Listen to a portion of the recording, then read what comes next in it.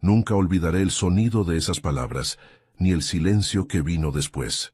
«No queremos gente pobre cerca de nuestra familia», gritó mi nuera, con la voz temblando de rabia, justo cuando el fotógrafo nos pedía sonreír. Fue como si el aire se rompiera.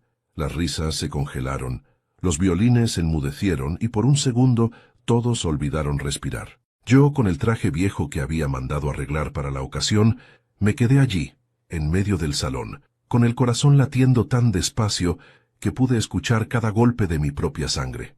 Mi hijo, Alejandro, no dijo nada, solo bajó la mirada. Su silencio dolió más que el insulto.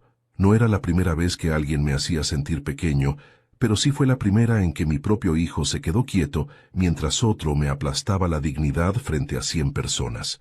Camila, su flamante esposa, me miraba con la barbilla levantada con esa sonrisa fría que no deja espacio para la piedad. «No te ofendas, Javier», dijo fingiendo suavidad. «Es solo que... no encajas. Esta es una boda elegante, no una reunión de barrio». Su madre, una mujer enjollada hasta los codos, asintió satisfecha. Yo respiré hondo. No quería llorar. Había pasado toda mi vida enseñándole a Alejandro que un hombre puede perderlo todo, menos el respeto por sí mismo. Pero ahí estaba, frente a todos, intentando recordar cómo se sostenía la dignidad cuando te la arrancaban de las manos. «Tranquila, hija», le dije, mirándola sin rencor. «Tienes razón, no encajo aquí». Me acomodé la chaqueta, tomé el bastón que usaba más por costumbre que por necesidad y agregué con voz firme: «Disculpen, no quiero arruinar la ceremonia de nadie». Y salí del salón, sin mirar atrás, con la cabeza erguida, aunque el alma se me desmoronaba por dentro. El murmullo de los invitados me siguió hasta la puerta. Alguien intentó detenerme, pero un gesto mío bastó para dejar claro que no hacía falta. Yo no iba a pelear, no en su terreno, no con sus armas. Había aprendido que el silencio, cuando viene del orgullo, pesa más que cualquier grito. Afuera el aire era distinto. Olía a noche, a tierra húmeda, a libertad. El sonido lejano de la música y las risas llegaba amortiguado, como si viniera de otro mundo. Encendí un cigarrillo, algo que no hacía desde que murió mi esposa, y me quedé mirando las luces del salón desde lejos. Mi hijo, mi pequeño Alejandro, el mismo niño que una vez me prometió: «Papá, cuando sea grande, te compraré una casa junto al mar». Ahora no era más que una sombra detrás de una ventana, de pie junto a una mujer que me odiaba por no tener dinero. Tragué saliva y sentí el sabor amargo de los años. Todo lo que había hecho, cada madrugada de trabajo, cada trozo de pan compartido, cada gota de sudor, todo había sido por él, y ahora, en el momento en que más necesitaba una palabra suya, eligió callar. Me quedé así un rato, inmóvil, escuchando cómo la música volvía a subir y el mundo retomaba su fiesta, como si yo nunca hubiera estado allí, y por primera vez en mucho tiempo, no sentí tristeza, sentí claridad, esa claridad que llega solo cuando uno se da cuenta de que ya no tiene nada que perder. Apagué el cigarrillo y caminé hacia mi viejo coche. Cada paso era una despedida silenciosa, no de la boda, sino de una vida entera de sacrificios que nadie había visto. Encendí el motor, pero no arranqué de inmediato.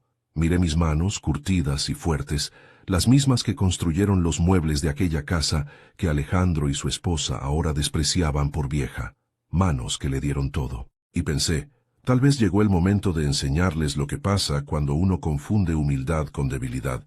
Pero antes de continuar, me gustaría saber si te suscribiste al canal y si te gustó el video. Esto me ayuda a ver que me apoyas y disfrutas de mis historias. Ahora continuemos. Manejé sin rumbo durante horas. Las luces de la ciudad pasaban como destellos de recuerdos que no quería volver a mirar. En un semáforo, vi a una pareja joven tomándose de la mano, riendo, y sentí una punzada en el pecho, no por ellos, sino por mí, por lo que había perdido sin siquiera haber peleado. Cuando llegué a casa, me esperaban el silencio y las paredes desnudas. Saqué una vieja foto del cajón, Alejandro con 5 años, sentado sobre mi hombro mientras su madre reía. Ella murió demasiado pronto, y desde entonces, él fue mi única razón. Todo lo que soy, fue por él. Encendí la luz del taller. Las herramientas seguían en su sitio, alineadas con precisión. Ese taller había sido mi refugio y mi sustento. Entre el olor a madera y barniz, me sentí acompañado otra vez. Toqué el banco de trabajo con las yemas de los dedos, como si saludara a un viejo amigo, y allí, bajo esa luz amarillenta, tomé una decisión. No buscaría venganza con gritos ni reproches. Lo haría como siempre hice las cosas, con paciencia, con trabajo y con inteligencia. La humillación de hoy sería la semilla del mañana. Y cuando floreciera, ellos entenderían que los hombres como yo no desaparecen. Esperan. Apagué la luz, me serví un trago de vino barato y murmuré mirando al techo. Tranquila, Laura, dije, recordando a mi esposa. No lo castigaré con odio, lo educaré con el destino. Y en ese momento, supe que la historia de mi vida no había terminado. Acababa de comenzar su capítulo más silencioso y el más implacable. Cuando uno envejece, empieza a entender que la vida no se mide por los logros, sino por las cosas que calló. Yo callé muchas. Callé cuando no tenía dinero para comprarle zapatos nuevos a mi hijo, y le dije que caminar descalzo hacía más fuertes los pies. Callé cuando mi esposa enfermó, y fingí ante ella que todo estaría bien, aunque los médicos ya me habían hablado con esa voz que solo se usa para los casos sin remedio. Callé cuando me quedé solo. Y también callé cuando mi hijo empezó a alejarse poco a poco, como si el amor también tuviera fecha de vencimiento. Mi vida nunca fue brillante, pero fue digna. Fui carpintero durante 40 años. En mi taller nacieron las mesas en las que familias enteras compartieron risas y nacimientos, las cunas donde bebés durmieron sus primeras noches, los ataúdes donde otros descansaron por última vez. La madera me enseñó que todo, incluso el dolor, puede tener forma si se trabaja con paciencia. Mi esposa, Laura, era la única que veía en mis manos algo más que callos. Decía que eran manos que sabían construir, no destruir, y durante años fue mi fuerza. Nunca tuvimos lujos, pero teníamos un hogar cálido, una rutina sencilla. Ella cocinaba mientras yo lijaba piezas en el taller, y nuestro hijo Alejandro jugaba con los trozos de madera imaginando castillos. Soñaba en grande. Voy a ser arquitecto, papá, me decía, y voy a construirte una casa enorme, con vista al mar. Yo sonreía, sabiendo que para él el mar era una promesa, y para mí una distancia imposible. Cuando Laura murió, Alejandro tenía apenas 18 años. Recuerdo ese día con una claridad cruel, el sonido de la respiración de ella apagándose, la última caricia en mi mejilla, y su voz, ya sin fuerza, susurrándome, «Cuídalo, Javier, no dejes que el mundo lo cambie». Le prometí que lo haría, y cumplí, o al menos lo intenté. Vendí lo poco que teníamos para pagarle la universidad. Trabajé de noche, dormí en el taller, y muchas veces fingí estar enfermo para no preocuparlo cuando el cansancio me hacía temblar las manos. No quería que sintiera culpa por estudiar, yo solo quería verlo volar. Durante un tiempo, lo logré. Él venía los fines de semana, me contaba sus avances, sus sueños, y yo escuchaba en silencio, con orgullo, pero poco a poco, las visitas se hicieron más cortas. Luego vinieron las excusas, los estudios, el trabajo, los amigos. Después, las llamadas espaciadas, frías, llenas de silencios incómodos. La última vez que cenamos juntos antes de su boda, noté algo distinto en él. No era el joven alegre que conocía, sino un hombre nervioso, midiendo cada palabra, como si cada frase mía pudiera avergonzarlo. «Papá», me dijo, «la vida está cambiando y yo necesito adaptarme». «¿Adaptarte a qué?», pregunté. «A otra realidad», respondió sin mirarme. «Otra realidad». Palabras bonitas para decir que el dinero y las apariencias estaban ganando. Ahí supe que me estaba perdiendo a mi hijo, pero no quise admitirlo. Le serví más vino, le conté anécdotas tontas del taller y fingí que no veía la distancia en sus ojos. Con el tiempo conocí a Camila, la mujer que lo cambió todo. La trajo a cenar una noche, y desde el primer momento en que la vi, supe que algo en su sonrisa no era sincero. Tenía esa forma de mirar las cosas simples, como si las analizara con desprecio. Le ofrecí café en una taza vieja de cerámica que había hecho Laura, y ella, sin siquiera probarlo, comentó, «Qué curioso, nunca había tomado en una taza así». Yo solo respondí, «Tiene historia, la hizo mi esposa». Y ella, sonriendo con frialdad, dijo, «Ah, claro, se nota que es artesanal». Esa palabra, artesanal, la dijo como si significara pobre. Alejandro no notó nada. Estaba enamorado o hipnotizado, No lo sé. Y yo por primera vez me sentí invisible en mi propia casa. Las cosas fueron empeorando. Ella empezó a venir menos, pero a opinar más. Decidieron casarse rápido. Cuando me lo anunciaron, Camila habló más que mi hijo. Queremos algo elegante, íntimo, con gente de nuestro nivel, dijo, y luego añadió sin rubor. Por supuesto usted también está invitado, señor Morales. Señor Morales, así me llamó. Ni papá, ni don Javier. Solo señor, como si yo fuera el jardinero o un vecino lejano. Esa noche, cuando se fueron, me quedé solo en la mesa, mirando las sillas vacías. El silencio dolía más que cualquier palabra. Sentí por primera vez lo que era ser invisible para quien más amabas, pero no lloré. Aprendí hace mucho que las lágrimas no cambian las cosas, solo ensucian el suelo. Comencé a escribir un cuaderno, no de rabia, sino de memoria. Anoté cada fecha, cada palabra, cada gesto que me dolió. No sabía por qué lo hacía, solo que necesitaba recordar. Quizás presentía que algún día ese cuaderno sería mi única voz. Los meses pasaron, y la distancia se hizo abismo. Yo seguía mandándole mensajes. ¿Cómo estás, hijo?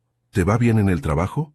A veces respondía con un «todo bien, papá», otras con silencio, y llegó el día de la boda. Me vestí con el único traje que tenía, planché mi camisa vieja, y fui dispuesto a demostrar que la pobreza no borra la dignidad. Pero cuando crucé las puertas del salón y escuché las risas, los murmullos, las miradas que me medían de pies a cabeza, supe que aquella noche no sería una celebración, sino una prueba. Lo que ocurrió después, el insulto, el silencio de mi hijo, mi salida del lugar, ya lo conoces. Lo viví una vez, pero lo sigo escuchando cada noche, no como una herida, sino como un llamado, un recordatorio de que los hombres como yo no nos quebramos, nos transformamos. Y mientras cerraba el taller esa noche, me di cuenta de que aunque me habían hecho invisible, los invisibles también pueden ver, y yo había visto suficiente. El primer día que la vi, comprendí que mi hijo estaba perdido, no porque ella fuera mala persona, aún no lo sabía, sino porque bastó con una sola mirada para entender que Alejandro ya no se pertenecía a sí mismo. Fue una tarde de domingo. El sol se filtraba por las ventanas del taller y el olor a barniz llenaba el aire. Yo estaba puliendo una vieja silla de roble cuando escuché su voz detrás de mí. «Papá, no sigas, vas a mancharte», me dijo Alejandro con una sonrisa nerviosa. Giré, limpiándome las manos en el delantal. A su lado, una mujer alta, impecable, con un perfume que costaba más que mi sueldo de un mes. «Papá, ella es Camila Torres», dijo él con orgullo, como si me estuviera presentando a una reina. Ella extendió la mano con delicadeza, pero no la apretó del todo. «Un gusto, señor Morales», pronunció arrastrando la palabra señor como si pesara. Yo respondí, «El gusto es mío». Durante los primeros minutos fue amable, demasiado amable, de esas personas que sonríen con los labios, pero no con los ojos. Miraba todo a su alrededor con esa curiosidad disimulada de quien evalúa, no de quien admira. Sus dedos rozaron la mesa recién terminada y comentó, «Qué interesante. ¿Usted mismo hizo esto?» «Sí, claro», respondí con simpleza. «Debe ser bonito trabajar con las manos», añadió, pero lo dijo como si se refiriera a algo antiguo, casi primitivo. Alejandro la miraba fascinado. Yo, en cambio, solo veía distancia. Una distancia hecha de palabras suaves y miradas que juzgaban. Pasaron los meses y comencé a notar los cambios. Mi hijo, que antes venía todos los fines de semana a tomar café y hablar de su trabajo, empezó a llamarme más tarde. Ese más tarde se convirtió en semanas. Cuando aparecía venía apurado, revisando el celular siempre con algo urgente que hacer. Camila rara vez lo acompañaba, y cuando lo hacía, parecía visitar un museo de una época que no era la suya. Recuerdo una tarde en particular. Llovía fuerte y el techo del taller goteaba. Yo colocaba una cubeta para recoger el agua cuando Alejandro llegó con ella. «Papá, deberías arreglar esto», dijo, mirando hacia arriba. «Sí, lo haré», respondí sin mirarla. Pero Camila no se contuvo. «O podrías vender este lugar y mudarte a algo más moderno». La miré fijamente. «Aquí construí mi vida, señorita. No pienso venderla». Ella sonrió con esa cortesía venenosa que usan los que nunca escuchan. «Claro, lo entiendo. Las personas mayores son muy apegadas a los recuerdos». No dije nada. Pero en ese instante supe que esa mujer no entendía nada de amor, ni de recuerdos. Entendía de estatus, no de raíces. Poco después, Alejandro me confesó que pensaban casarse. Su voz sonaba nerviosa, como si esperara mi desaprobación. Y no se equivocaba. No porque yo creyera tener derecho a elegir por él, sino porque sabía leer las almas, y la de ella estaba escrita con soberbia. Intenté advertírselo, con calma. Hijo, no te pido que elijas entre ella y yo, le dije. Solo quiero que pienses si ella te ama a ti, o ama lo que puedes ofrecerle. Se enfadó. Papá, siempre con tus prejuicios. Camila me ama, y tú deberías alegrarte por mí. Solo quiero que seas feliz. Entonces déjame serlo. Respondió y se marchó dando un portazo. Esa fue la última vez que hablamos antes de la boda. Durante los meses siguientes me convertí en un padre invisible. No me pedía consejo, no me consultaba nada. Todo lo hacía a través de Camila. Ella era la que escribía los mensajes, la que organizaba las cosas, la que decidía a qué hora podía verlo. Yo ya no era el padre, era una formalidad. Cuando llegó la invitación, venía en un sobre blanco con letras doradas. Familia Torres a Morales, decía. No Camila y Alejandro. Familia Torres primero, como si ya hubieran borrado mi apellido. Y en la esquina inferior, una nota escrita a mano. Esperamos que pueda asistir, señor Morales. Será un honor tenerlo entre nosotros. Leí esa frase varias veces. No decía contigo, decía entre nosotros. Como si me hicieran un favor. Esa noche, saqué el cuaderno donde había escrito mis memorias y anoté una frase que más tarde entendería como una profecía. El día que me nieguen por ser pobre, no necesitaré vengarme. La vida se encargará de enseñarles el valor de lo que no se compra. La víspera de la boda soñé con Laura. La vi en la cocina, joven, con su vestido azul, revolviendo una sopa mientras me sonreía. No te enojes, Javier, me dijo en el sueño. Los que olvidan de dónde vienen, terminan sin saber a dónde van. Desperté con el corazón apretado. Miré el taller y supe que algo grande estaba por ocurrir. No sabía qué, pero lo sentía en los huesos. Y cuando llegó el gran día, me vestí con mi traje más limpio, con la misma dignidad con la que uno viste su historia. Sabía que me mirarían con desprecio. Sabía que ella diría algo que dolería, pero no imaginaba cuán profundo sería ese dolor, ni que esa humillación sería el punto de partida de todo lo que vendría después. Porque a veces, lo aprendí tarde, los momentos que destruyen nuestra paz son los mismos que nos dan el poder de reconstruirla, ladrillo por ladrillo, con el fuego de la verdad. Dicen que callar es sabio, pero también puede ser una forma de morir lento. Yo había callado tanto, que ya ni recordaba el sonido de mi propia voz cuando decía lo que pensaba, y ese silencio, el que adopté por amor, se transformó en el arma que otros usarían contra mí. Después de la boda no volví a ver a Alejandro durante semanas. Nadie me llamó, nadie preguntó si había llegado bien a casa después de aquella humillación. Solo el eco de aquella frase seguía golpeándome la cabeza. No queremos gente pobre cerca de nuestra familia. Cada noche repasaba la escena, buscando el momento exacto en el que mi hijo pudo haber hablado, y no lo hizo. Me decía que tal vez fue por vergüenza, por miedo, por sorpresa, pero en el fondo sabía la verdad. No dijo nada porque, en ese instante, estuvo de acuerdo. Intenté convencerme de que el tiempo pondría las cosas en su lugar, pero el tiempo no siempre repara, a veces solo revela. Un mes después Alejandro apareció en mi puerta. Vestía caro, o al menos intentaba parecerlo. Camisa de marca, reloj nuevo, zapatos brillantes. Detrás de él, su auto último modelo, el que compró con un crédito que yo mismo le ayudé a tramitar. Papá, dijo, bajando la mirada. ¿Qué pasa, hijo? Respondí con calma. Vine a verte. Camila no quería, pero necesitaba hacerlo. ¿Y por qué no quería? Pregunté. Dice que tu presencia la incomoda. Asentí sin enfadarme. Eso suele pasar cuando alguien no soporta mirarse en un espejo. Alejandro se removió incómodo, como un niño atrapado en una mentira. Nos sentamos en la cocina, a la misma mesa de siempre. Saqué 2 tazas, serví café y esperé. Él jugaba con la cuchara, evitando mis ojos. Papá, hay algo que necesito contarte, dijo finalmente. Te escucho. Camila y yo estamos pasando por un momento complicado. Sus padres no pueden ayudarnos y la empresa en la que estoy invirtiendo tuvo algunos retrasos. ¿Y qué quieres que haga? Pregunté, aunque ya lo sabía. Solo un préstamo. Algo pequeño, temporal. Un préstamo. La palabra me cayó pesada, como una piedra en el pecho. Yo, el hombre que había sido humillado públicamente, ahora era necesario.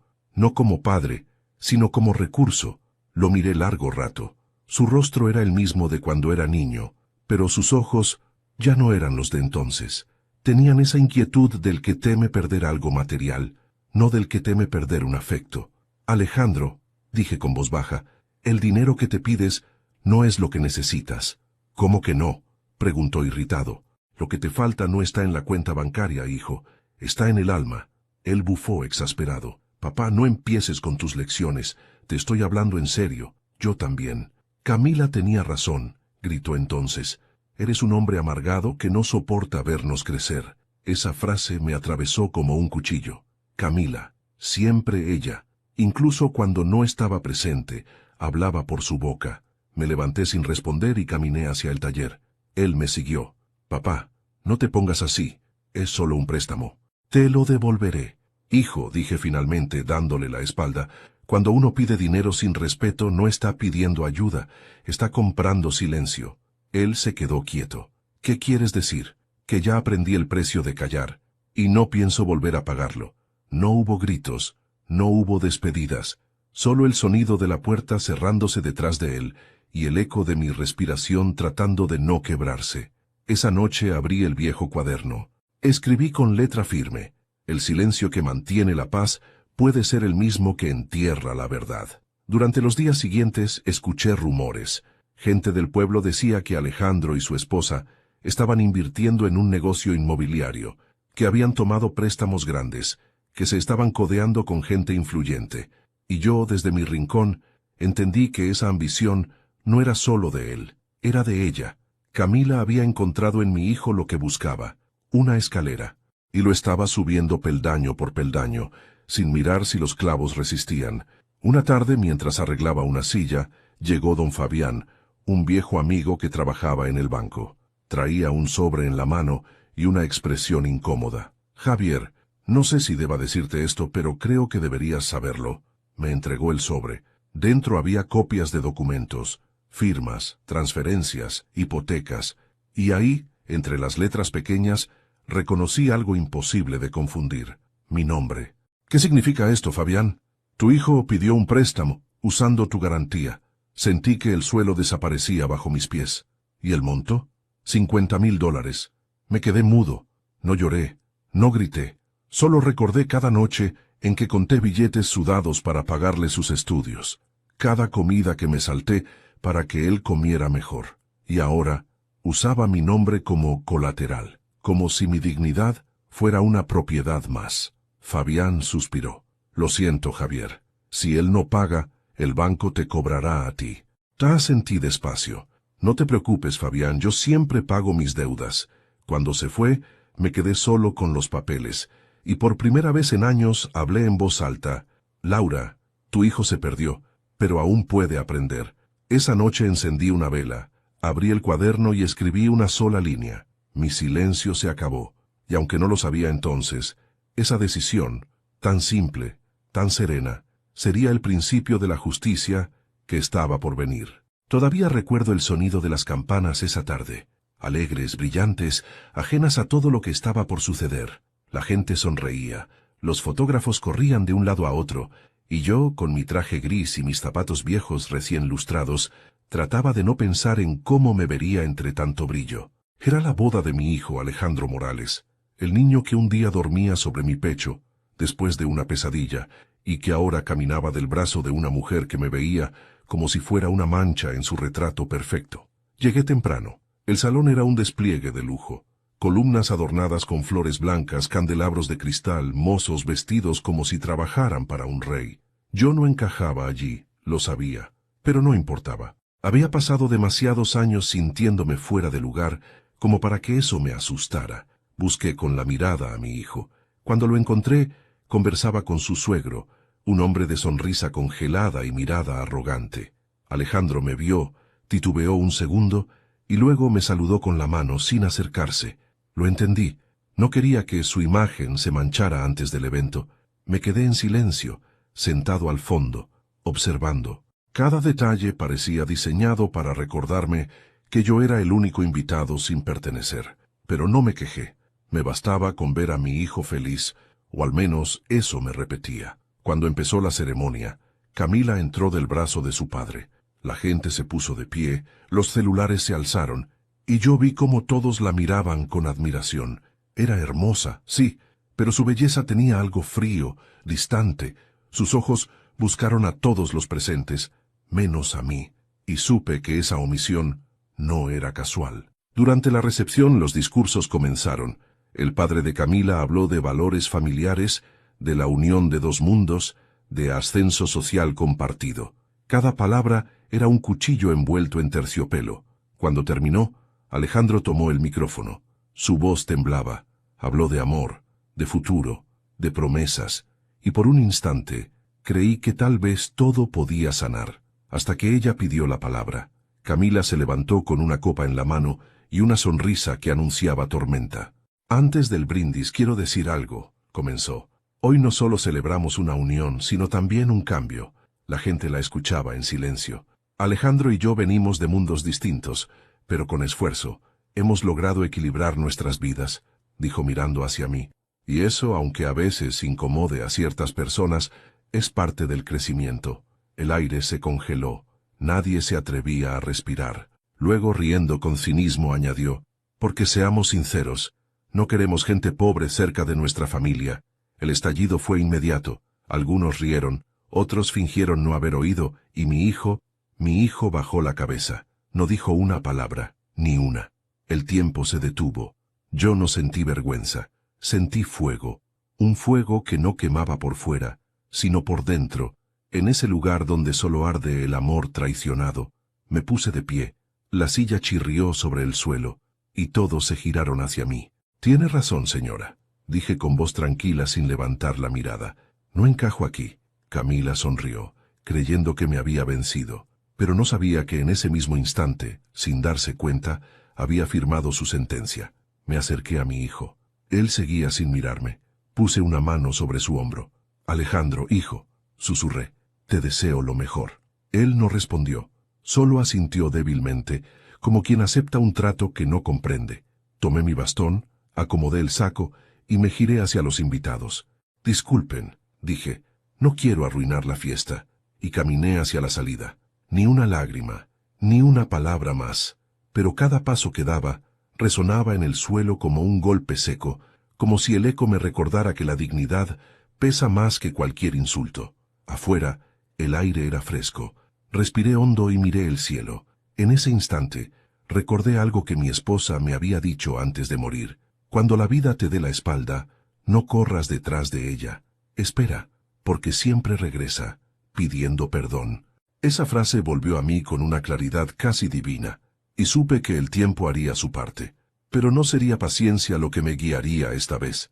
Sería estrategia. Me senté en una banca frente al salón, encendí un cigarro y observé por la ventana cómo seguían riendo. Camila brindaba triunfante. Mi hijo sonreía con gesto vacío. Y yo, en silencio, decidí que no volvería a suplicar amor donde solo había interés. No era rencor lo que sentía, era justicia, una justicia lenta, fría, medida, la única que un hombre con experiencia sabe ejercer. Me quedé allí, viendo cómo las luces del salón brillaban hasta apagarse. Cuando la última risa se disolvió, me levanté y murmuré para mí mismo. Hoy me humillaron frente a todos, pero mañana será distinto. Antes de continuar, dime aquí en los comentarios qué te está pareciendo esta historia hasta ahora y qué harías tú en mi lugar. No te vayas del video, porque lo que viene a continuación te pondrá la piel de gallina. Encendí el motor de mi viejo coche y me marché. El ruido del motor sonaba como un corazón cansado, pero aún decidido. Mientras me alejaba, pensé en mi hijo. Algún día entenderás, Alejandro, que hay silencios que se pagan caro. Y aunque esa noche dormí solo, no dormí derrotado. El destino, por fin, había abierto los ojos. Dormí poco aquella noche. El cuerpo estaba cansado, pero la mente seguía despierta, ardiendo como si en lugar de sangre me corriera fuego por las venas. En los sueños, escuchaba una y otra vez la voz de Camila, burlona, repitiendo esas palabras frente a todos. Y luego el silencio de mi hijo. Ese silencio era lo que más dolía. El amanecer llegó sin aviso. El sol se filtró por las cortinas, tibio, indiferente. Me senté en la cama, respirando despacio, como quien intenta volver a un cuerpo que ya no le pertenece. Todo lo que tenía era la calma de un hombre que ha sido herido y ha decidido no sangrar frente a nadie. Encendí el viejo radio del taller. Una voz hablaba de noticias, de economía, de precios que subían. Todo seguía igual para el mundo, pero para mí, nada volvería a ser igual. Mientras calentaba café, sonó el teléfono. El aparato antiguo, con su timbre metálico, rompió el silencio de la casa. Contesté sin mirar el número. ¿Sí? Una voz vacilante respondió. Papá, soy yo. Era Alejandro.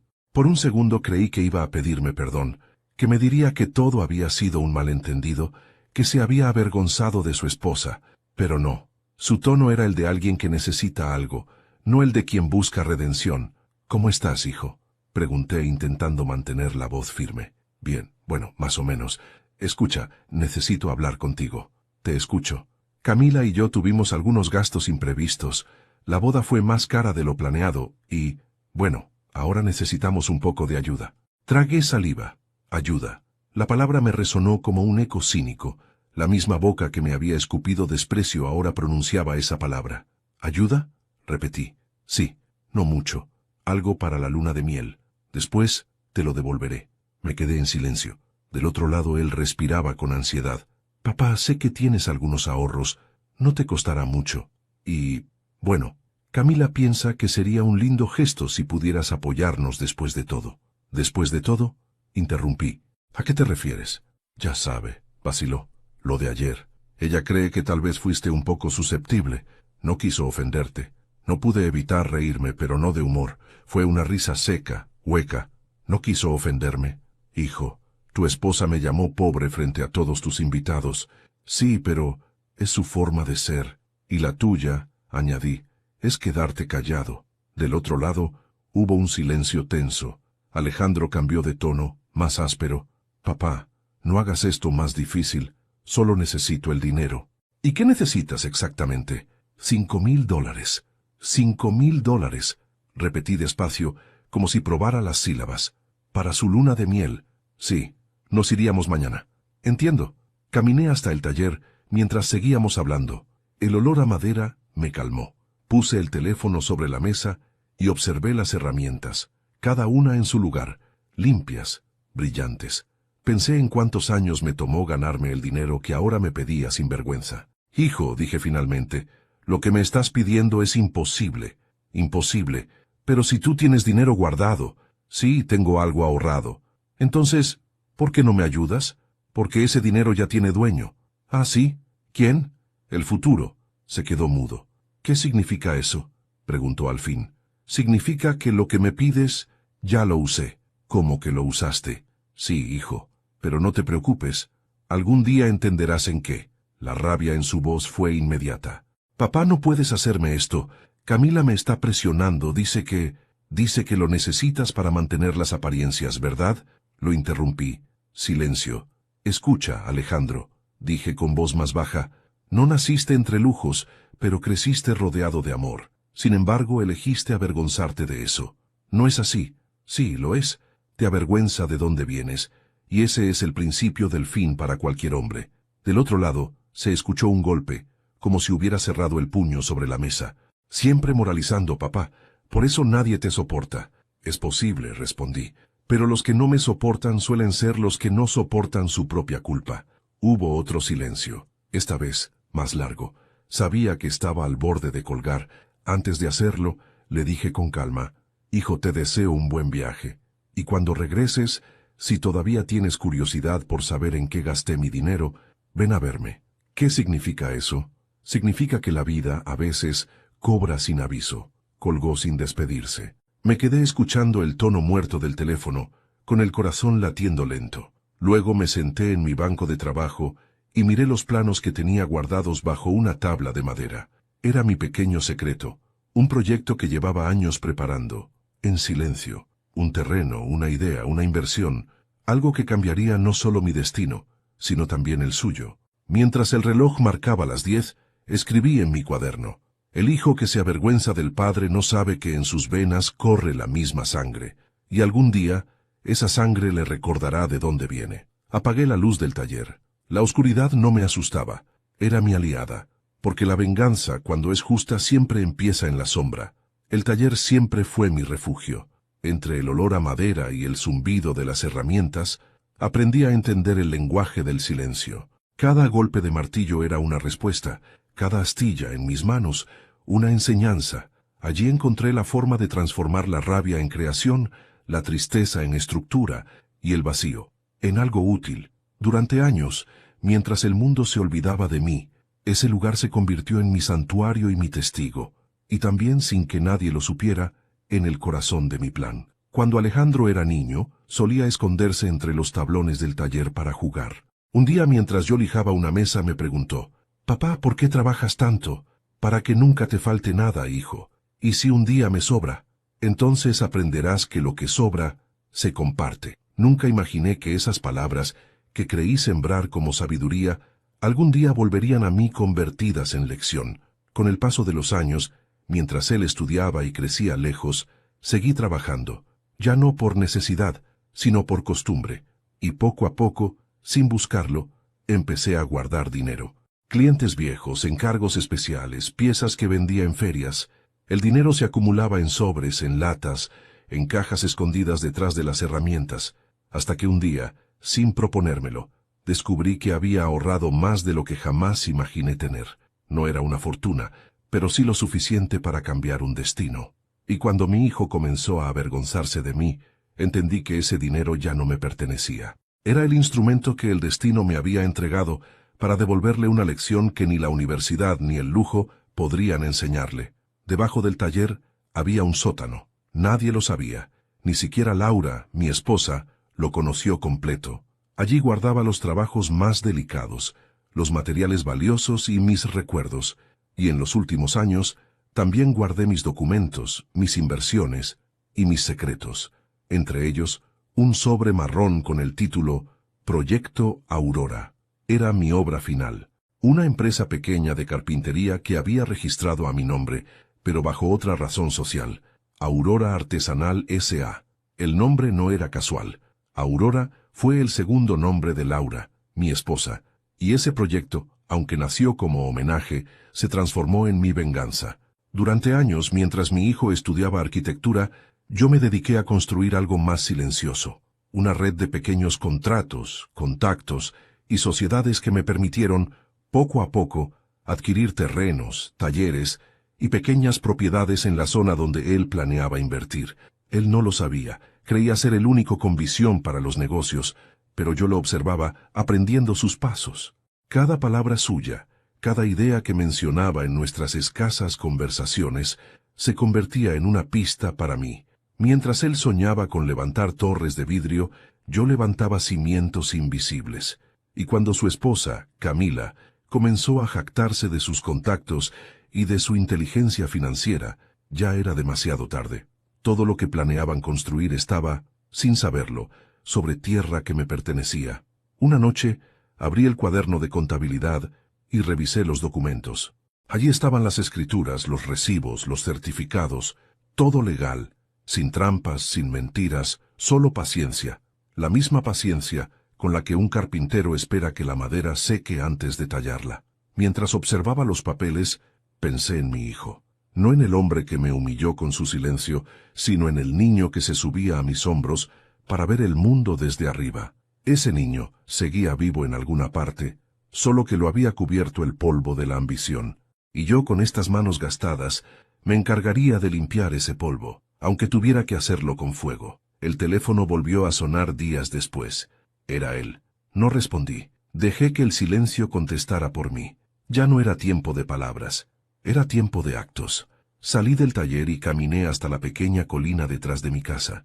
Desde allí se veía la ciudad, sus luces, sus rascacielos, sus falsas grandezas. Pensé en Laura y murmuré: ellos creen que el dinero da poder, pero el poder real está en quien sabe esperar. De vuelta en el taller, escribí una carta que nunca envié. Hijo, el dinero que me pediste no lo usé para tu luna de miel. Lo invertí en el futuro. No el tuyo, sino el de los que aún saben lo que vale trabajar. Pronto lo entenderás.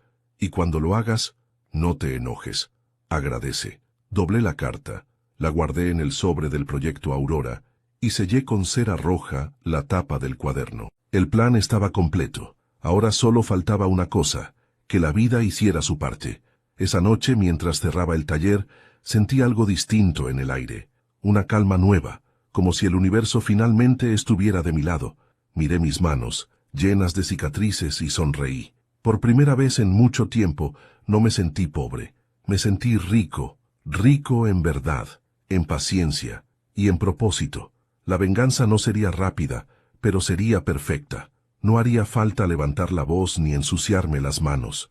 Solo dejar que las piezas, cuidadosamente talladas durante años, encajaran una a una hasta formar la obra final. Y cuando esa obra estuviera completa, mi hijo y su esposa entenderían que los cimientos que despreciaron eran los únicos que los sostenían. Hay un tipo de poder que los soberbios nunca entienden, el poder del que espera sin ser visto. Mientras los demás corren detrás del dinero, uno puede sentarse a observar cómo tropiezan con su propia prisa. Durante meses, no supe nada de Alejandro ni de Camila. El teléfono enmudeció, y el silencio que antes me dolía, ahora se había vuelto un aliado. Sabía que el tiempo los desgastaría. Sabía que, cuando se vive de apariencias, todo termina colapsando por dentro. A finales de ese año comencé a ejecutar mi plan. El proyecto Aurora, que había dormido durante tanto tiempo bajo las tablas del taller, finalmente salió a la luz. Compré maquinaria nueva. Contraté a 3 jóvenes carpinteros del barrio, chicos buenos, humildes, con hambre de aprender, y levanté un pequeño taller moderno en las afueras de la ciudad. Nadie sabía que el dueño era yo. Lo registré a nombre de un amigo de confianza, don Fabián, aquel mismo que me había advertido sobre el préstamo fraudulento de mi hijo. Él entendió todo sin hacer preguntas. ¿De verdad quieres hacerlo, Javier?, me preguntó una tarde mientras firmábamos los papeles. No es venganza, Fabián, respondí. Es justicia. Y si tu hijo se entera, entonces aprenderá que las raíces también pueden florecer bajo tierra. Mientras tanto, Camila y Alejandro vivían como reyes. Fotos en restaurantes caros, viajes, cenas, relojes nuevos, todo lo publicaban. Vivían para ser vistos, pero los que viven para la mirada ajena siempre acaban siendo esclavos de ella. Me enteré por rumores que Alejandro había conseguido un socio importante, un inversionista extranjero interesado en construir un complejo de departamentos en la zona norte, la misma zona donde mi empresa, Aurora, poseía los terrenos comprados años atrás. Cuando lo supe, no sonreí, solo cerré los ojos y murmuré. Entonces el juego comienza. Una tarde fui al banco a retirar parte de mis ahorros. La cajera, joven y amable, me atendió sin saber que estaba presenciando el inicio de un movimiento que cambiaría varias vidas. Con ese dinero, Aurora Artesanal S.A. compró de forma legal una pequeña constructora en crisis, Concretos Vega, que casualmente era proveedora de materiales para el proyecto de mi hijo. No lo hice por maldad, lo hice para tener la llave del oxígeno que respiraban. Pasaron semanas antes de que Alejandro se diera cuenta. Cuando lo hizo, ya era tarde. Una mañana el teléfono sonó. Era él. Su voz sonaba alterada. «Papá, necesito verte. Es urgente». «Te escucho, hijo». «No, en persona. Es mejor hablar cara a cara». Acordamos encontrarnos en un café del centro. Cuando llegó, su elegancia ya no tenía el mismo brillo. Traía ojeras, el nudo de la corbata mal hecho, y la mirada de alguien que empieza a entender que el mundo no gira a su favor. «Papá, algo raro está pasando», dijo sin saludar. «¿Qué ocurre?» «Nuestros proveedores están subiendo los precios, y la empresa que debía entregarnos los materiales cambió de dueño». «Ah, ¿sí?», pregunté, fingiendo sorpresa. «Sí, se llama Aurora Artesanal S.A., dijo, abriendo su laptop para mostrarme documentos. «Pero no hay mucha información. Es una empresa nueva, pero ya tiene contratos grandes». «Qué interesante», respondí mientras revolvía el café. «Papá, necesito un consejo. No entiendo quién está detrás de eso, pero están bloqueando nuestro proyecto». Lo miré con calma. Durante un segundo sentí compasión, pero la recordé a ella, a Camila, sonriendo mientras me humillaba frente a todos, y la compasión se volvió piedra. «A veces, hijo», dije lentamente, «la vida te devuelve lo que das». «¿Qué quieres decir?» «Que quizás ahora te toca conocer lo que es tener las puertas cerradas por no pertenecer». Él me observó con sospecha. ¿Sabes algo, papá? Yo sé muchas cosas. Pero hay una que quiero que entiendas. Los que despreciamos hoy, mañana pueden ser quienes sostengan nuestro mundo. Se quedó callado. En su mirada ya no había arrogancia, solo confusión. Pagó el café sin mirarme y se marchó sin despedirse. Yo me quedé en la mesa, viendo cómo se alejaba, y sentí que la justicia comenzaba su curso. Las semanas siguientes fueron una cadena de noticias que llegaban como piezas de un rompecabezas. Primero, los socios de Alejandro se retiraron. Luego, los inversionistas extranjeros congelaron el capital. Por último, el banco comenzó a exigirle los pagos del préstamo. Camila, en lugar de apoyarlo, lo presionaba. Su familia rica le cerró las puertas. Y poco a poco, el matrimonio perfecto se convirtió en una casa llena de gritos. Yo lo supe por Fabián, que aún trabajaba en el banco. «Tu hijo está desesperado, Javier», me dijo. «El orgullo no se cura de un día para otro», respondí. «¿Vas a ayudarlo?» «Claro que sí, pero a su manera». Esa misma noche, volví al taller y encendí una lámpara vieja. Sobre la mesa coloqué 2 sobres, uno con documentos de Aurora y otro con una carta escrita a mano. La carta decía: «Alejandro, cuando necesites ayuda, busca a la empresa que lleva el nombre de tu madre. Ella sabrá tenderte la mano aunque tú no la reconozcas. Javier». La dejé en un cajón. No era tiempo de entregarla todavía. Primero, debía dejar que el orgullo terminara de pudrirse. Porque a veces, solo cuando uno toca el suelo con la frente, puede volver a levantar la mirada hacia el cielo. Esa noche dormí tranquilo. Por primera vez en mucho tiempo, el silencio no era vacío, era espera. El juego había comenzado, y el tablero estaba a mi favor. La caída de un hombre no siempre se anuncia con un estruendo. A veces empieza con un correo no respondido, un socio que deja de contestar, o un número en rojo en la pantalla del banco. Así comenzó la ruina de Alejandro. Durante años lo vi subir, lento, arrogante, convencido de que la vida le debía algo. Pero lo que sube demasiado rápido sin raíces, termina cayendo sin aviso. Las primeras señales llegaron con los rumores. El proyecto inmobiliario que tanto había presumido comenzó a retrasarse. Los inversionistas extranjeros, asustados por la inflación, congelaron los fondos. Los proveedores, entre ellos mi empresa, Aurora Artesanal, subieron los precios. Y los bancos empezaron a llamar. Yo no moví un dedo, solo observaba. El tiempo, como un carpintero viejo, estaba puliendo la venganza con manos precisas. Camila, en cambio, seguía sonriendo.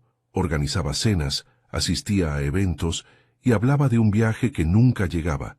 A ella no le importaban los balances, solo las apariencias. Pero los espejos tarde o temprano también se rompen. Una tarde, mientras tallaba una pieza en el taller, llegó don Fabián, mi amigo del banco. Tenía el rostro serio. «Javier, hoy vino tu hijo». Dejé la gubia sobre la mesa. «¿Y? Está desesperado. No sabe cómo cubrir los pagos. El proyecto se vino abajo». «¿Qué dijo?» «Que lo engañaron». Sonreí con amargura. «No lo engañaron, Fabián. Solo le devolvieron la fe que él le dio a su soberbia». Fabián suspiró. Me preguntó si tú podrías ayudarlo. «¿Y qué le dijiste?» «Que te lo pidiera directamente». Asentí. «Entonces esperemos la llamada».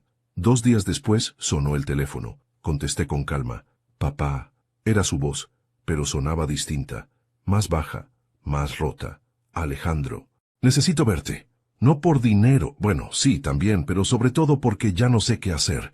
Nos encontramos en el mismo café del capítulo anterior, aunque esta vez fue diferente. Su traje ya no era nuevo, su reloj empeñado, sus ojos sin brillo.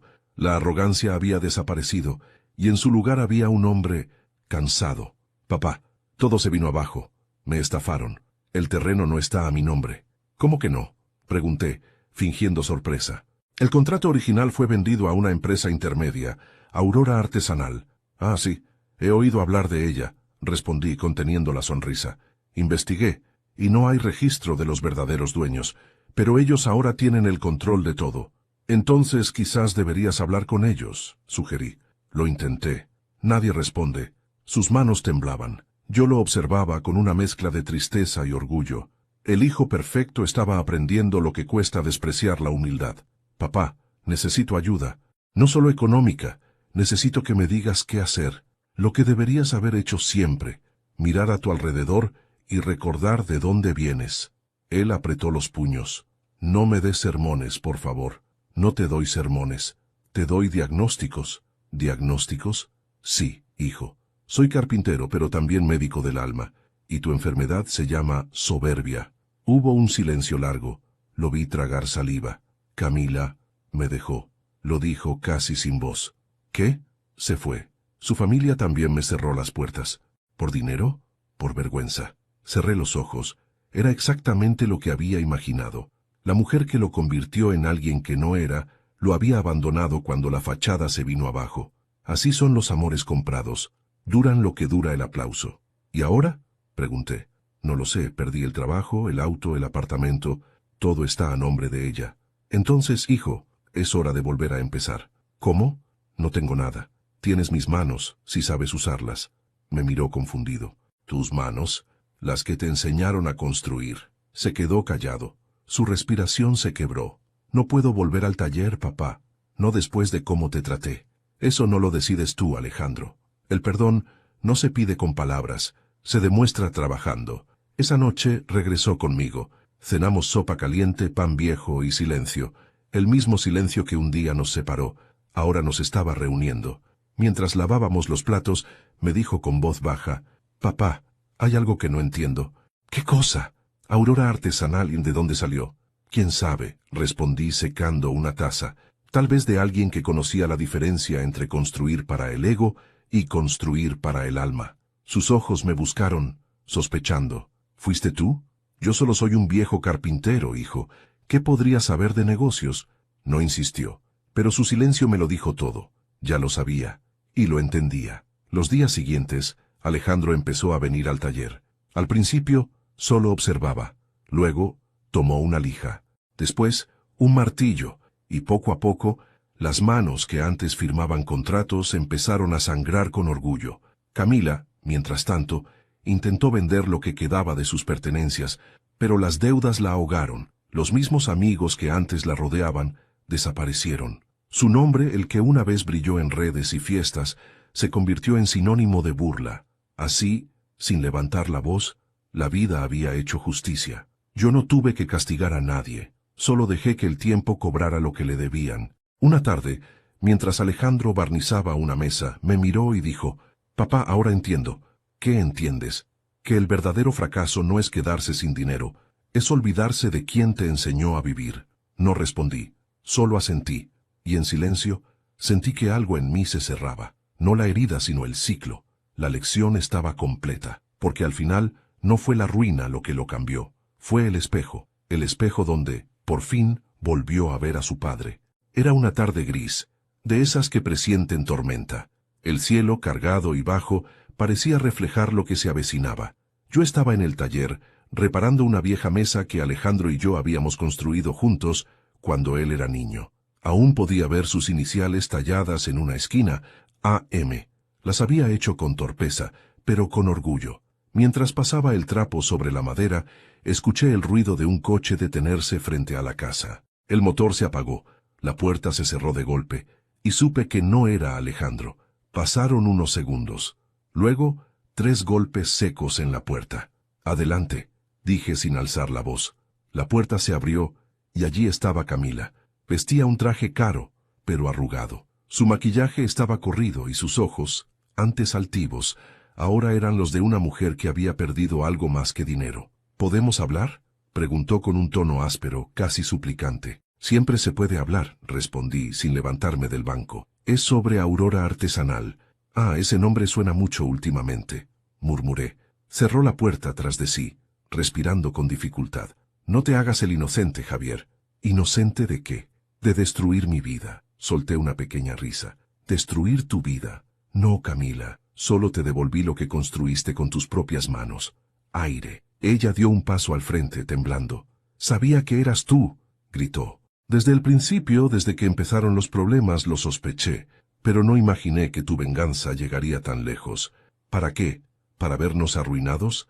¿Para vernos sufrir?» La miré en silencio. Sus palabras caían como piedras, pero no me dolían. Había esperado ese momento durante mucho tiempo. «No lo hice para verte sufrir», le dije al fin. Lo hice para que aprendieras. ¿Aprender qué? Espetó. ¿A ser pobre? ¿A vivir en la miseria como tú? No, respondí con serenidad. A entender que la pobreza no es una falta de dinero, sino una falta de alma. Camila se mordió los labios intentando contener las lágrimas. Tú no sabes lo que es perderlo todo. ¿No? Pregunté. Yo perdí a mi esposa, mi casa, mi dignidad, y aún así, seguí de pie. Tú perdiste una cuenta bancaria y te desplomaste. ¿Ves la diferencia? Su respiración se volvió agitada. Usaste a tu hijo, acusó. No, negué. Lo rescaté. Lo humillaste. Lo enseñé. Hubo un silencio largo. Solo el tic-tac del reloj del taller rompía la tensión. Ella se cruzó de brazos, tratando de recuperar su orgullo. ¿Y qué vas a hacer ahora? ¿Quedarte con todo? No. Entonces, ¿qué quieres? Nada. ¿Nada? Repitió con incredulidad. Nada que se compre. Camila rió con ironía. Eres un viejo enfermo de resentimiento. No, Camila. Estoy curado. La enfermedad era creer que el perdón se gana con disculpas. Pero descubrí que no hace falta perdonar a quien ya está pagando su propio precio. Sus ojos se llenaron de lágrimas, pero no de arrepentimiento, de rabia. Eres un monstruo. No, hija. Soy carpintero. Solo reparo lo que otros rompen. Por un momento, se quedó callada. Luego sacó algo de su bolso. Un sobre. Esto llegó al correo de Alejandro. Tiene tu firma. Ah, así que ya lo leyó. No. Entonces hazlo tú. Rasgó el sobre con las manos temblorosas y empezó a leer. Mientras lo hacía, su rostro se transformó. La ira dio paso al desconcierto, y el desconcierto a algo que se parecía al miedo. El contenido decía: Camila, el dinero que buscabas nunca existió para ti. La fortuna que creías dominar, en realidad pertenecía a quien la ganó con sudor. Te doy las gracias por mostrarle a mi hijo el rostro verdadero de la ambición. Gracias a ti, ahora comprende lo que significa el valor. No me debes nada, el precio ya está pagado. Javier Morales. Cuando terminó, me miró sin saber qué decir. ¿Por qué? Preguntó al fin. ¿Por qué no simplemente me destruiste por completo? Porque la destrucción es fácil, yo prefiero la enseñanza. Camila se dejó caer en una silla del taller. El aire olía a aserrín y a derrota. ¿Y ahora qué vas a hacer conmigo? Susurró. Nada. ¿Nada? Nada, repetí. Porque ya hiciste lo más importante, mirarte al espejo. Sus lágrimas comenzaron a caer sin control. Por primera vez, no era la mujer altiva, ni la esposa de nadie, ni la hija de una familia rica. Era solo Camila, una mujer desnuda de apariencias. Se levantó despacio con el sobre en la mano. Antes de salir, se volvió hacia mí y dijo: «Él te admira, lo niega, pero te admira». «No lo niego», respondí, «lo espero». Cerró la puerta sin mirar atrás. La madera crujió y el silencio volvió al taller. Me quedé un rato mirando el banco de trabajo, las herramientas, las virutas de madera en el suelo. Luego miré las iniciales talladas en la mesa. A.M. Pasé el dedo sobre ellas y murmuré: «El apellido nunca fue una herencia, hijo. Fue una promesa. Y hoy, por fin la cumplí». Esa noche escribí en mi cuaderno la última frase del día. El perdón no siempre se dice, a veces se enseña. Y dormí tranquilo, sabiendo que, por fin, la verdad tenía apellido. El mío. Habían pasado 3 meses desde la última vez que vi a Camila. El taller seguía igual, silencioso, ordenado, fiel. El polvo del aserrín cubría cada superficie como una nieve dorada que no molestaba. Era mi paz. A veces el silencio puede ser un castigo, pero esta vez era un premio. Cada día, al amanecer, abría las ventanas y dejaba que el aire nuevo entrara. Ya no esperaba nada. No buscaba llamadas, no revisaba cartas, no pensaba en venganzas. Había cumplido mi parte. Y cuando uno hace justicia con las manos limpias, la conciencia se vuelve ligera como el aire. Una tarde, mientras tallaba un pequeño crucifijo para la iglesia del barrio, escuché pasos afuera. No eran firmes, eran pasos que dudaban. Me limpié las manos con un trapo y, sin girar, dije: «La puerta está abierta». El chirrido de la madera anunció lo que el corazón ya sabía. Era él, Alejandro. «Papá», dijo con voz baja. No me giré enseguida. Dejé el cincel sobre la mesa, respiré hondo, y recién entonces lo miré. Ya no era el hombre trajeado que me humilló con su silencio en aquella boda. Tampoco el hijo desesperado que vino a pedirme dinero. Era un hombre nuevo, el cabello despeinado, la barba de varios días, la camisa sin planchar, pero los ojos volvían a ser los del niño que un día me dijo: «Voy a construirte una casa con vista al mar, papá». «¿Puedo pasar?», preguntó. «Siempre pudiste», respondí. Entró despacio, como quien pisa tierra sagrada. Miró alrededor, sonriendo con tristeza. «Huele igual que antes», dijo. «A madera y café. Algunas cosas no cambian», contesté. Se sentó frente a mí en la misma silla donde un día Camila había llorado su derrota. «No sé por dónde empezar», murmuró. «Por el principio, hijo. Creo que ya lo olvidé». Guardé silencio. Él bajó la cabeza. «Fui un idiota, papá». Su voz temblaba. «Te fallé de todas las formas posibles». «No», le interrumpí con suavidad. «Solo te perdiste. Y tú me dejaste caer. Era la única forma de que aprendieras a levantarte solo». Alejandro asintió despacio. Sus ojos se humedecieron. «Camila me dejó con una deuda enorme. Vendí lo poco que quedaba, pero ¿sabes qué?», sonrió con tristeza. «No me duele haber perdido el dinero. Me duele haber perdido el respeto de mi padre». Esa frase me quebró algo por dentro. No porque lo dijera, sino porque lo sentía. Por fin lo sentía. Me levanté y caminé hacia una estantería vieja. Saqué un sobre cerrado con cera roja. Lo puse frente a él. «¿Qué es esto?», preguntó. «Tu parte del taller». Me miró sin entender. «¿Cómo que mi parte? El proyecto Aurora no fue solo una empresa. Fue una prueba y tú la superaste, aunque no lo sepas». «No entiendo». «Aurora fue el nombre de tu madre. Todo lo que hice, lo hice para preservar lo que ella y yo creamos. Dignidad, no riqueza».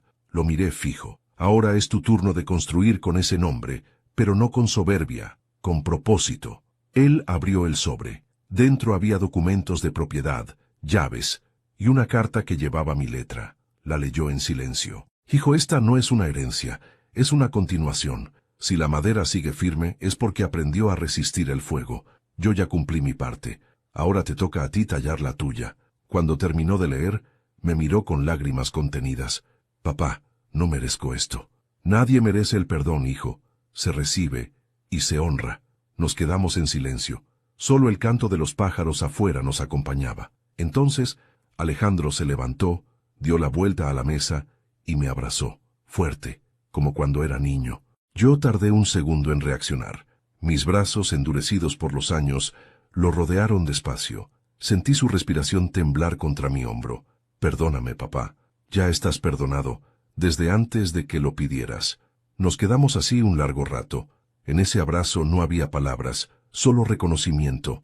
El hijo que me había avergonzado ante todos, ahora me abrazaba sin miedo, sin público, sin testigos. Y en ese gesto entendí algo. No hay venganza más perfecta que ver la humildad renacer. Antes de irse, Alejandro recorrió el taller con la mirada. Se detuvo frente a la mesa con las iniciales talladas. «AM», dijo sonriendo. «Nunca borraste esto. Era el recordatorio de que el amor también deja marcas, hijo». «¿Y si tallo las tuyas al lado?», preguntó. «Hazlo, pero no con cuchillo, con tus actos».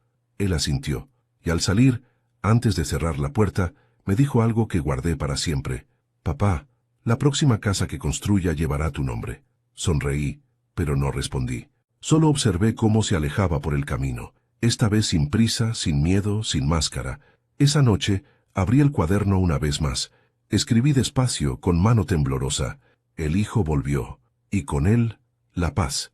Apagué la luz del taller sabiendo que, por primera vez en años, podía dormir sin peso en el pecho.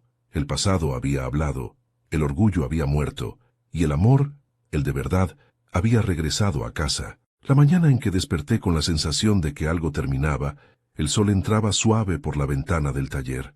Era uno de esos días que parecen suspendidos en el tiempo, donde el silencio no pesa, sino que abraza. El aire olía a madera, café recién hecho y calma. Después de tanto caos, tanto ruido, tanta herida, por fin había paz. Me senté en el banco de trabajo y pasé la mano por la superficie lisa de la mesa donde había tallado, por años, los fragmentos de mi historia. Cada rasguño, cada marca, cada cicatriz en la madera me hablaba. Eran las huellas de mi vida, grabadas sin testigos, pero con verdad. Desde hacía semanas, Alejandro venía todos los días. Llegaba temprano, trabajaba conmigo, comía en silencio y se quedaba hasta el atardecer. Ya no hablábamos de dinero ni de proyectos, sino de cosas simples. La lluvia que se acercaba, los nuevos pedidos del taller, los clientes del barrio. Era como si el tiempo se hubiera dado una segunda oportunidad para enseñarnos a convivir. Esa mañana, mientras lijábamos juntos una mesa para un encargo, me dijo: «Papá, he estado pensando». «¿En qué?» «En abrir una nueva línea de muebles bajo el nombre Aurora Morales». Levanté la vista. «¿Aurora Morales?» «Sí, quiero que lleve tu apellido». «¿Y el de tu madre?», dije sonriendo. «Exacto. Lo haré en honor a ustedes». Asentí, conteniendo una emoción que se me clavaba en la garganta. No necesitaba oír más. Ese era mi legado. No la venganza, sino la continuidad del amor en silencio. Los días siguientes fueron de calma y rutina. Alejandro había cambiado. Sus manos, antes suaves, estaban llenas de callos y pequeñas heridas, pero su mirada había vuelto a tener esa luz de cuando era niño. Había vuelto a ser mío, aunque ya no lo reclamaba como hijo, sino como hombre. A veces lo observaba sin decir nada, y pensaba que quizá ese era el verdadero sentido de envejecer, ver a los que amaste tropezar, caer, levantarse y volver a amar la vida desde otro lugar. Por las noches, cuando él se marchaba, me quedaba un rato sentado junto al fuego. Laura me visitaba en esos silencios. No físicamente, claro, pero la sentía. Era como si su presencia flotara entre las sombras del taller, vigilando que todo terminara bien. Y cada vez que el fuego chispeaba, me parecía escuchar su voz susurrando: «Lo hiciste bien, Javier. Ya puedes descansar». Un viernes por la tarde, Alejandro llegó con algo en las manos. Un paquete envuelto en papel craft, con un lazo rojo. «Esto es para ti, papá», dijo, dejándolo sobre la mesa. «¿Y esto? Ábrelo». Desaté el lazo con lentitud. Dentro había una caja de madera pulida. Era perfecta, sin una sola imperfección. Al abrirla, encontré una pequeña placa de metal grabada que decía: «Para el hombre que me enseñó a construir, incluso cuando todo estaba roto». Por primera vez en muchos años, lloré, no de tristeza, sino de alivio, de ver que todo el dolor, la paciencia, las humillaciones y los silencios habían valido la pena. Alejandro me abrazó. Fue un abrazo largo, sin palabras, el tipo de abrazo que no necesita disculpas, porque ya las contiene todas. Los meses pasaron, el taller prosperó. La nueva marca, Aurora Morales, comenzó a ganar renombre en la ciudad. Las personas no sabían que detrás de ese nombre había una historia de redención. Solo veían la belleza de los muebles, la perfección del acabado, la calidez de la madera. Pero yo sí lo sabía. Cada pieza que salía de ese taller llevaba un poco de mi alma, y también la de mi esposa. Alejandro había contratado a jóvenes aprendices. Les enseñaba con la misma paciencia con la que yo le enseñé a él. A veces lo escuchaba repetir mis propias frases sin darse cuenta. «No apures la lija, la madera te dice cuándo está lista». El que construye con rabia, destruye sin notarlo. Y yo sonreía desde el fondo, en silencio, sintiéndome completo. Una noche de verano, mientras terminábamos un pedido grande, me sentí cansado, más de lo habitual. Me dolían los brazos, las piernas, el pecho. No era un dolor agudo, sino un cansancio que venía de adentro, como si algo en mí dijera: «Ya es hora». Me senté en el banco, respirando despacio. Alejandro lo notó. «¿Estás bien, papá?» «Solo cansado, hijo. Los años pesan más cuando el alma se queda sin pendientes. ¿Quieres que te lleve al médico?» «No, no hace falta. Estoy bien. No digas eso. De verdad, estoy en paz». Él me miró en silencio, y comprendió. Hay cosas que no se explican, solo se sienten. Esa noche, después de cenar, tomé mi cuaderno y escribí la última página. Con letra temblorosa anoté: «Cuando un padre muere, no se va. Se queda en los gestos del hijo, en la forma en que mira el mundo, en la paciencia con que espera, en la calma con que ama. Yo ya estoy ahí.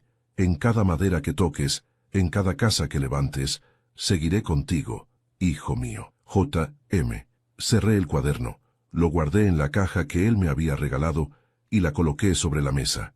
Luego apagué la lámpara y me quedé mirando la luna por la ventana. Era redonda, luminosa, como una bendición silenciosa. «Laura», susurré, «nuestro hijo volvió». Y con eso pude cerrar los ojos tranquilo. A la mañana siguiente Alejandro me encontró dormido en el banco del taller. Tenía una sonrisa leve, y las manos apoyadas sobre el cuaderno. No había dolor, solo paz. La clase de paz que llega cuando la vida, por fin, completa su círculo.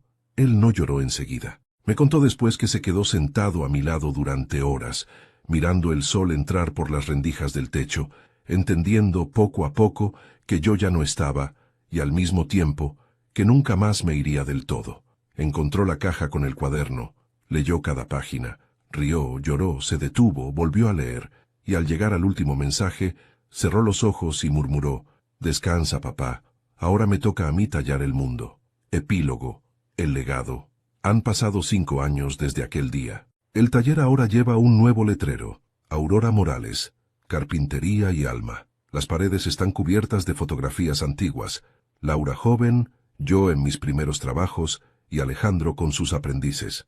Cada mañana, el sonido de los martillos y las sierras llena el lugar de vida. Alejandro se casó de nuevo, con una mujer sencilla, de manos trabajadoras y sonrisa honesta. Tienen una hija, se llama Laura, como su abuela.